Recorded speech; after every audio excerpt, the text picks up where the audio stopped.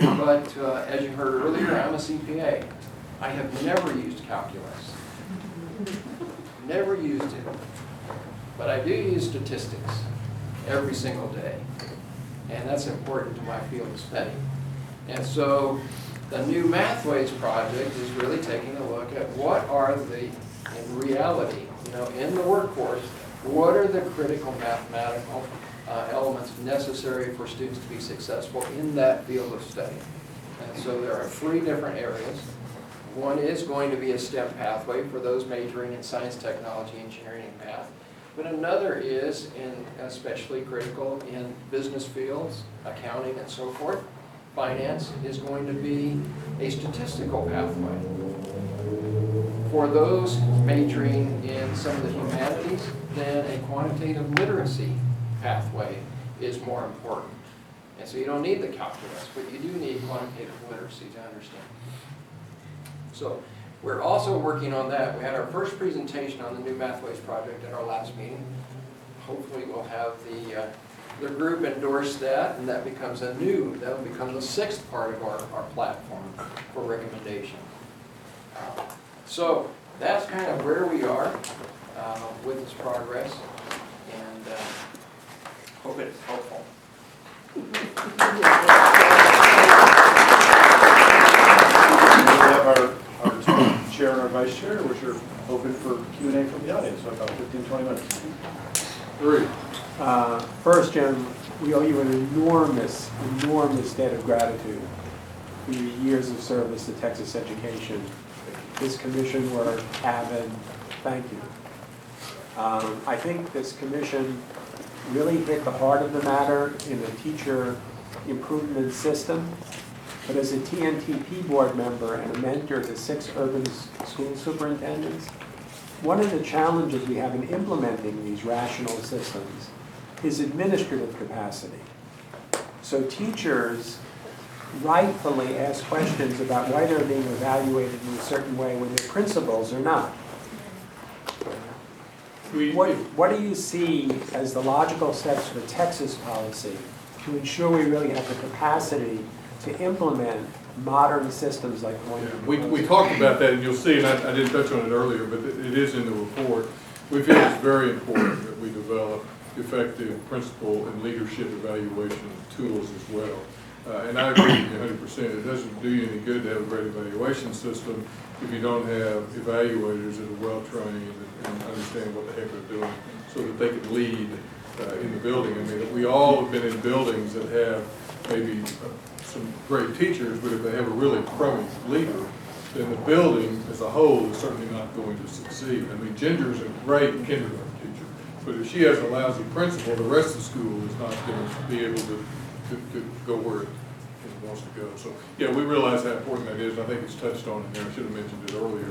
But, and just from my own personal experience, I could, and you've been in lots of schools like I have, and you can go in, and as soon as you meet the principal and spend 30 minutes in that building, and you go in just a few classrooms, you know whether this is a place you'd let your kid go to school or not. That's kind of the way I've always judged schools. When I let one of my boys go to school here, and you can tell almost instantly after meeting the principal, and just seeing the building, how it looks, how it feels, how you're approached, how people speak to you, all that sort of stuff. So yeah, it's the leadership piece is absolutely critical. I mean, I certainly see it in my everyday work, and we're focusing more and more on leadership because we recognize that unless we do that, you can't really change the culture of the whole campus.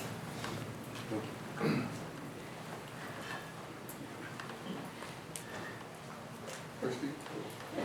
I was wondering what the role, on the Keaton Commission, what the role of student surveys was in the conversation, well-constructed student surveys to round out the multiple measures? Well, we talked about it, I think, just in the context. All we knew about it is from the work Gates was doing, I guess, while you were there. And, I attended, probably a year ago, a forum somewhere where I think Vicki was on the presentation, and she did a descriptor of that work as it had been done, I think in Hillsborough, as I recall, which is kind of a common district for a lot of us. I mean, they've just been doing a lot of great things in Hillsborough County, Florida. And we talked about it, and I think I think there's a sentence or two in there about student reflection or assessment or something, and I think it's important. I mean, obviously you have to be careful. I mean, I think back in my own experience, I had teachers that I didn't care for personally, but they might have been really effective in what they were doing. But I think the numbers would weed out that kind of negativity. And you have to be kind of cautious, but I do think it's very important. And I know it's something that's been talked about a lot at the higher ed level, especially. George. Jim, going to your point on. Y'all look, Richard.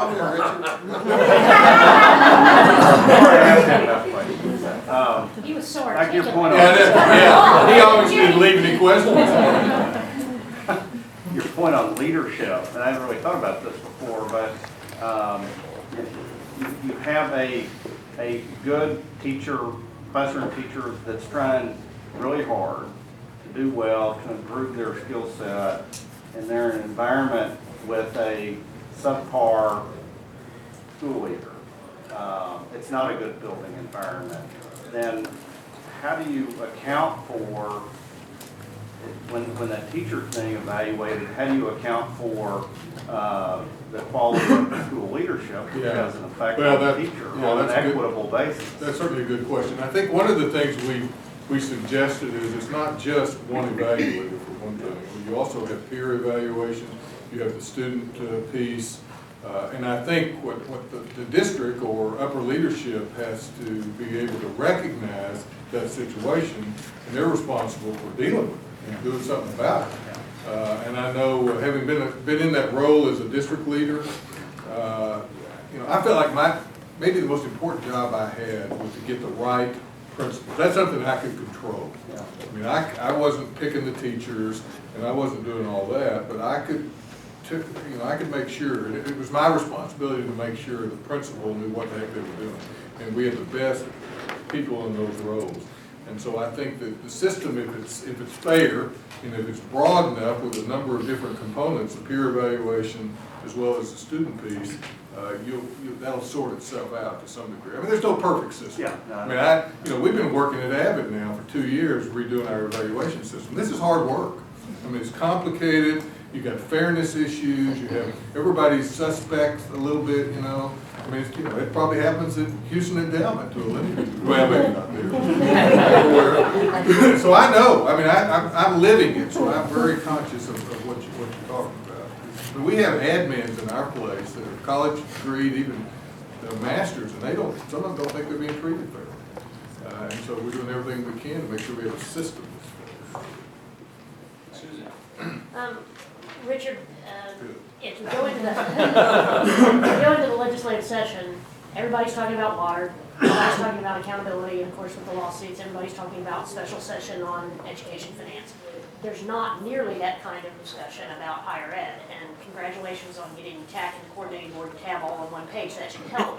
But do you have any early feel about 6 recommendations, everybody's lockstep, it will just fly through the legislature, or have you seen any, significant pushback? What do you think the chance of this platform is? I don't think anything's going to fly through, and I would be surprised if all 5 went through.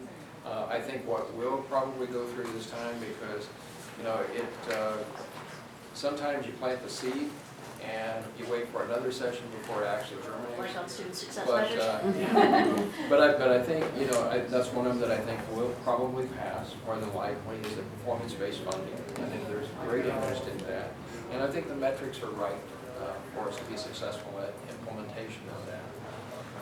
I think another one that probably will pass is the reverse transfer. I think where there will be a lot of discussion is going to be on the common course numbering system, and I think on the field of study articulation and statewide articulation. I think there is an understanding of the need to move in that direction for the benefit of the student, but it's hard. That's that's one of those areas. That's hard work, and it's bold and courageous movement, because you've got to get the faculty to buy in from the universities and the colleges, and that's hard work. And so I'm not certain that's going to happen this time, but hopefully we can make some movement in that direction. Ben Body with the Senate Education Committee. I have a question in regards to what are the best practices that you've seen out nationally with tying teacher pay to evaluations of performance? You know, we heard from, and remind me, Ginger and Holly, I know we heard from Denver, which was a negotiated, they have a strong teachers union in Colorado, and it was a negotiated deal, but it's still in the early stages of that, but I think it shows real promise. I can't remember, was Hillsborough, was money tied? I know there was, I think it was.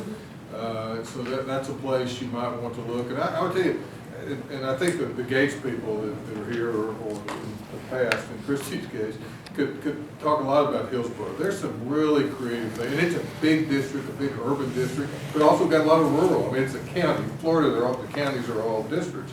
So you got 200,000 plus kids.